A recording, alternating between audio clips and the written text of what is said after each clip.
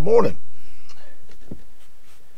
We are at Waller Mill Park. This place has a lot of fish, and it's a really nice place actually to come hike and just get away from it all, to be honest with you. It's I don't know, 20 minutes to 8. You have to pay $2 to be here, but you can fish from their piers.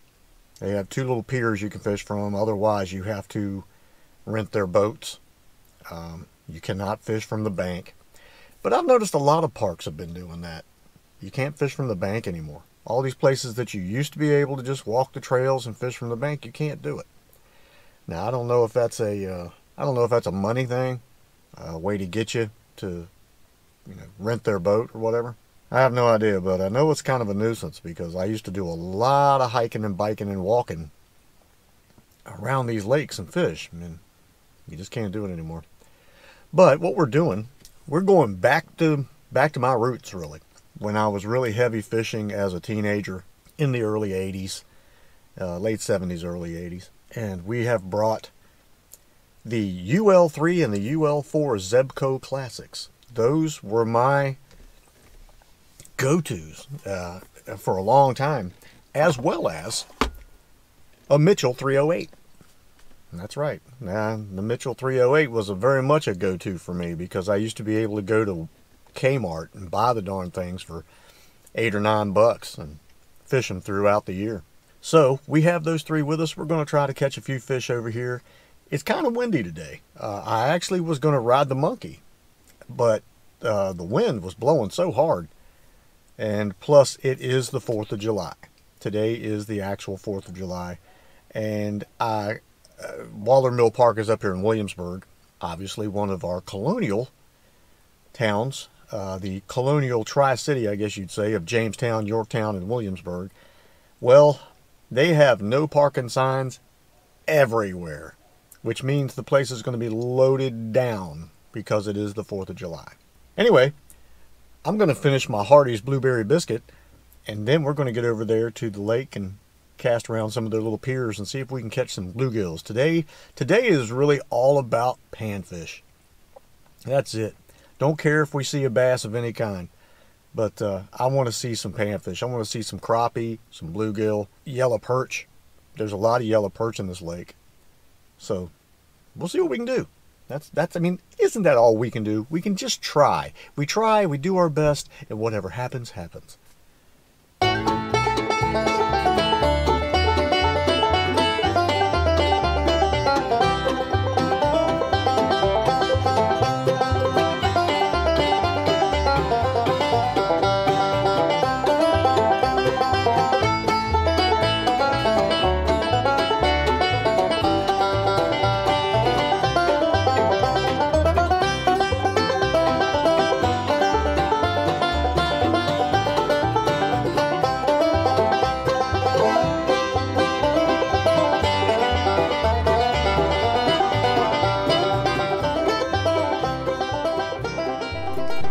Well, Waller Mill Park, Williamsburg. Probably some of the most beautiful water that I've ever seen, as far as a local lake anyway. Clear, clean, no trash all over the place. But the fish just aren't. I went to both of their fishing areas as far as the piers go. Not even a hit. Didn't even see a fish. And usually around the piers, underneath the bank edges and things like that, you'll at least see something, but nah. There were other people fishing on the pier, which I'm going to throw some fishing etiquette at you real quick. If you show up on a small fishing pier, where it's the public pier and you're fishing, and you bring 12 rods with you, okay, you can't set a rod every 7 to 10 feet. And just take up one whole side and end of a pier. Okay, other people are coming to fish.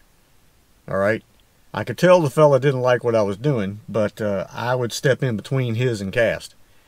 He never said nothing to me, but I could see in his eyes that I was invading his territory. But you can't have the whole pier.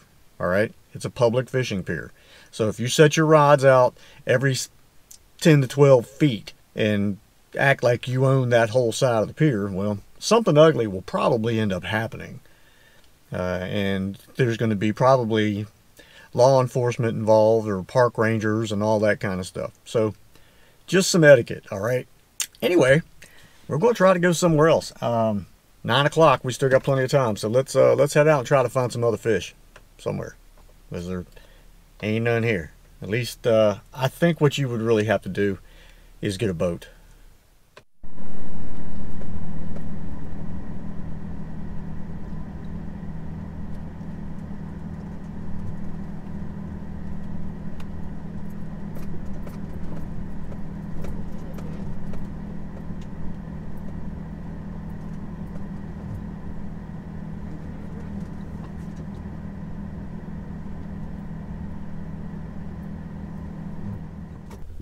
We are now at Beaver Dam Park. Water looks like it's up enough to be able to fish. You can fish from the bank, but only in certain places. Again, where you used to be able to fish from the bank, they have now shut that down and turned it into a wildlife refuge, which I've yet to understand what wildlife is along the edge of that water, other than fish and turtles, which are just along the edge of the water everywhere. Anyway, they have paved the parking lot since the last time I was here. If you recall from a video way back when I got the Honda Monkey, the reason that I kind of went after that Honda Monkey was because this is where I dropped my Harley Davidson in the parking lot, because of the gravel that was under my feet. You never know. If I'd have come up here when the parking lot was paved, I may not have a Honda Monkey right now. I might still have a Harley.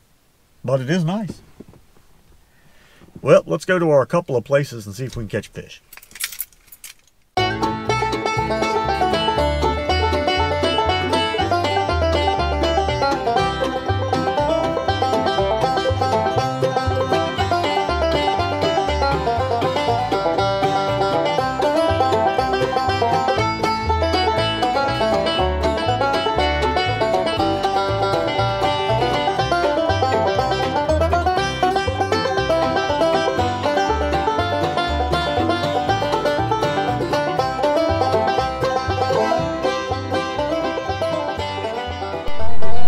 Well, we struck out again, and it's gotten hot. I mean, it is hot. It's hotter than 1977 Tanya Tucker hot out here. Whew. But we're going to move on. I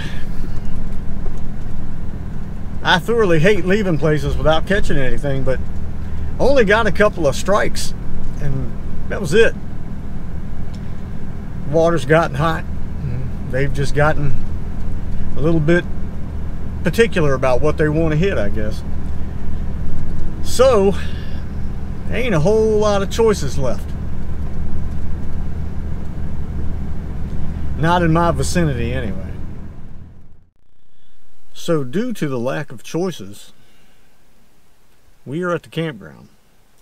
Now, I'm here because I really want to see those rods and reels that I brought catching some fish, because those things they are my past, let's put it that way.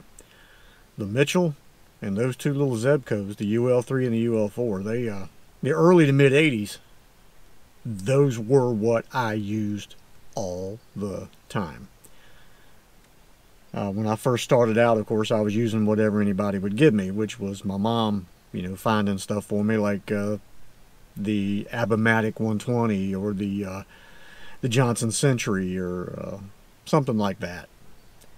But these guys here, when I could go out and start buying my own stuff, the UL3 and the UL4, and some before that, the Omega and the Legacy and stuff like that from Zebco, and the Mitchell, the old Mitchell 308. I loved me a 308. So anyway, gonna go over here and try to catch a fish or 5 or 7. Maybe. There's somebody actually over in my spot. We'll try over here and see what we can do, though.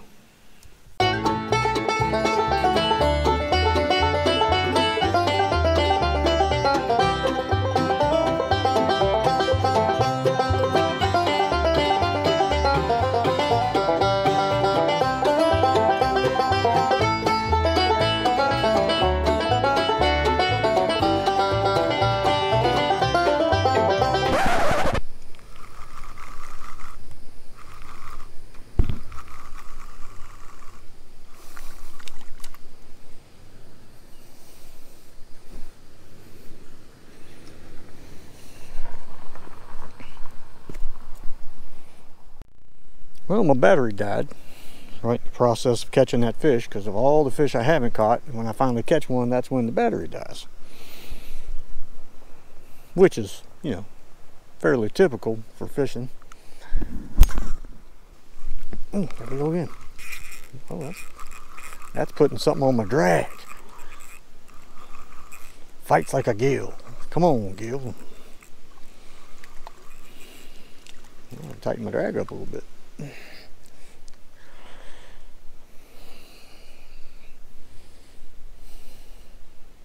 Hey, hey, hey, hey, hey, hey, hey.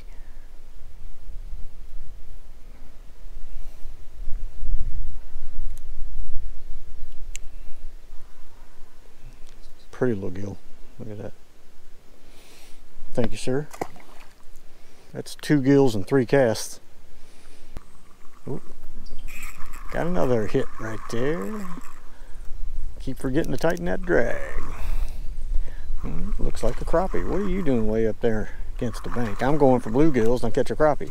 I'm going deep for crappie. I catch bluegills. What's going on?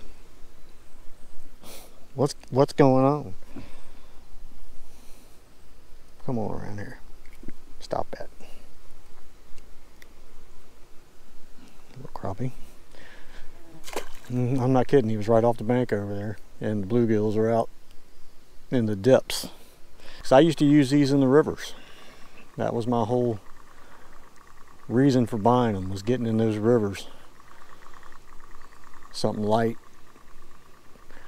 And really, to be honest with you, something that I wasn't worried about tearing up. They didn't cost much, and they seemed to be very easy to get working. However, as a youngster, I don't think I ever tore one completely down where it was part for part laying everywhere like I did this one earlier, because it was always just clean the oil out, oil and grease, and put some more in, and they worked fine. Oop, there we go.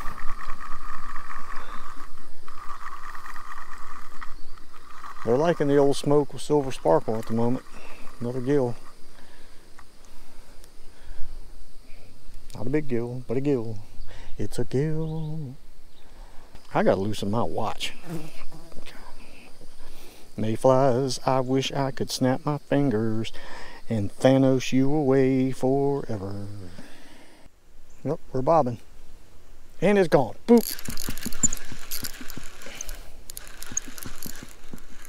Come here, little gill.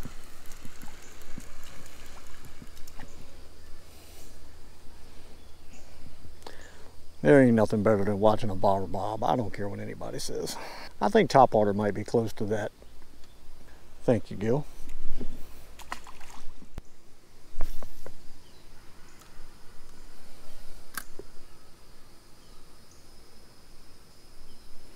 And we immediately start bobbing. Man, I still don't have the drag set on this thing.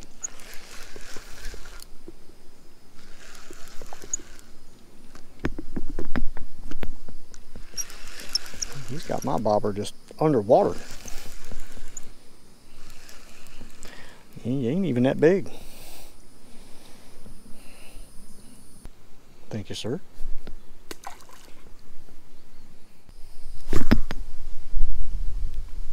Well, I didn't go much further, to be honest with you.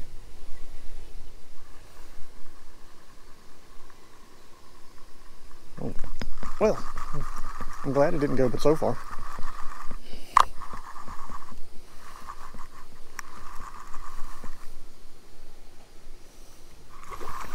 Definitely the gills are over here now, because we were hurting for gills there for a while.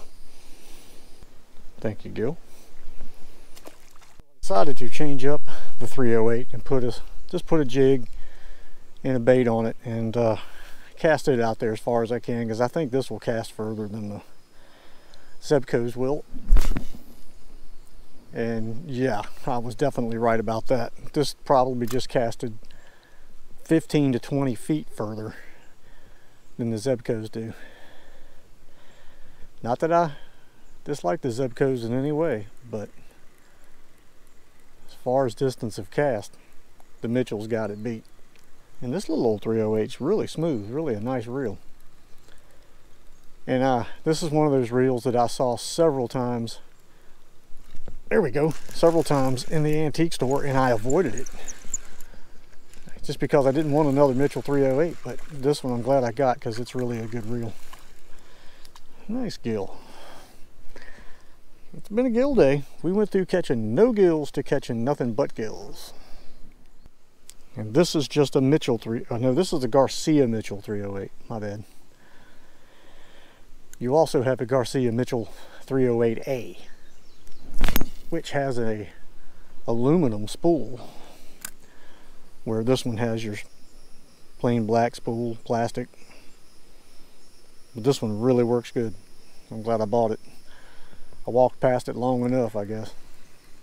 Oh, we got a hit. Ooh! Oh, there's fish to be caught, as I was saying. And it's quiet, for the most part.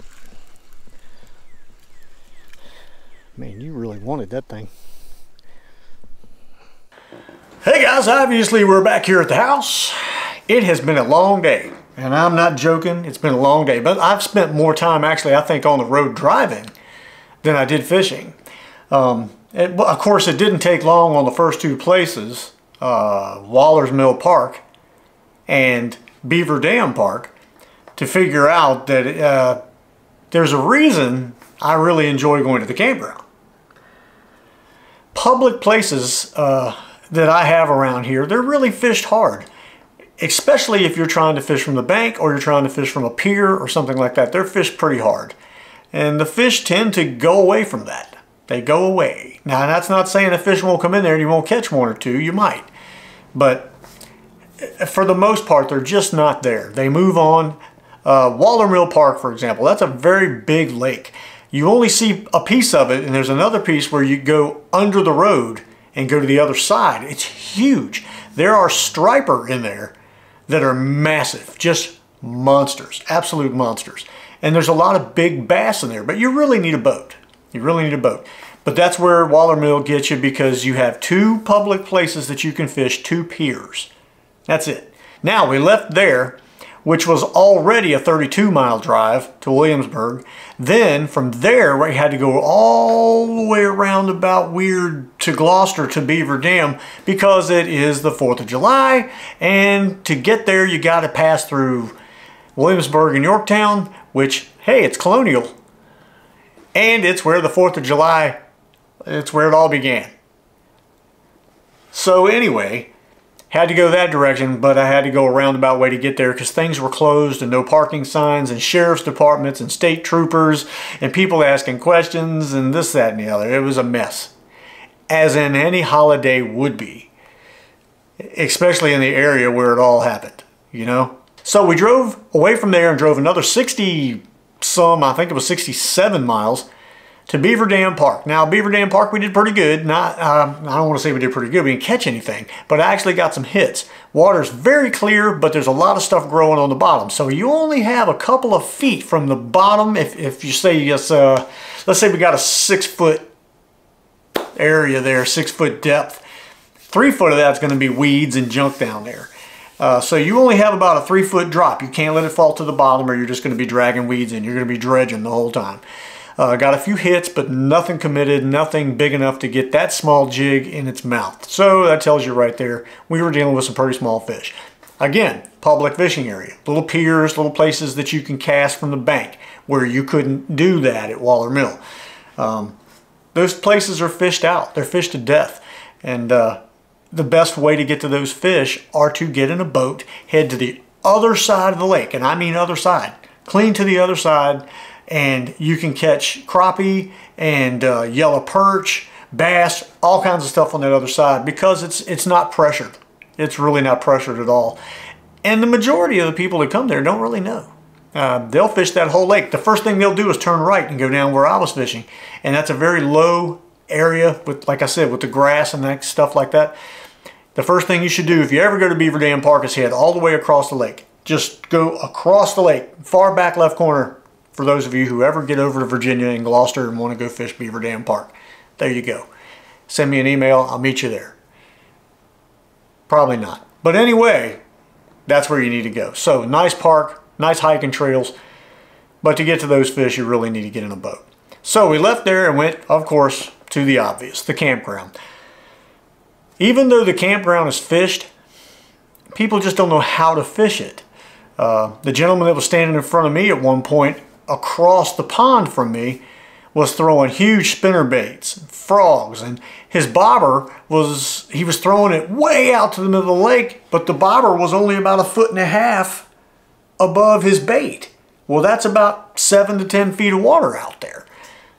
Doesn't do you any good if you don't have the bait down there where the fish are at. The water's hot. It's hot. The sun is right on top of it, so they're down deeper to get out of the heat of that.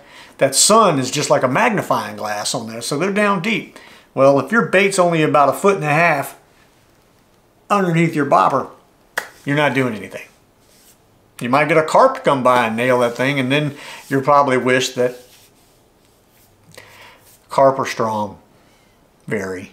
But we caught fish there. Once he moved out of our way, we got over there and caught some fish, some bluegills and all that kind of. Now, let's talk about the reels. The two Zebcos, you know, it's going back in time for me. Those little guys were the first somewhat decent, nice, new reels that I really went out and went after. At least I thought at the time. Little did I know that the Mitchell 308 that I was buying from Kmart for $9 or whatever it was actually a lot better reel. Today, it really blew everything out of the water. That 308 is a really good reel. I have another 308A, you know, the next generation, over here in a cabinet, but it's got some gear issues, so might have to order up some new gears for that guy just in case.